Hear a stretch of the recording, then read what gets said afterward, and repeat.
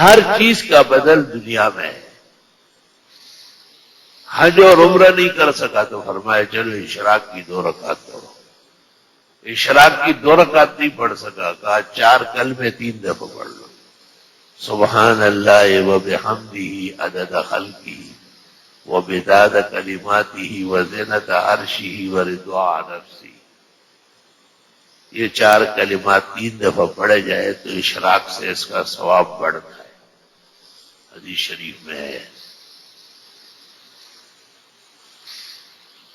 پیغمبر نے صحابہ سے کہا رات کو 1 قرآن مجید ختم کر کے سویا کرو.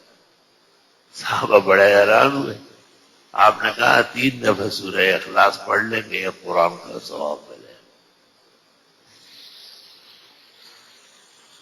سورۃ بقرہ کی آخری 2 آیتیں پڑھی جاتی ہے، پوری رات عبادت میں گزاری جاتی ہے.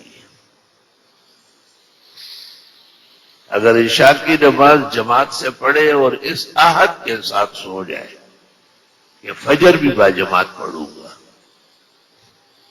علماء دین کہتے ہیں کہ رات بھر عبادت کا ثواب ملے.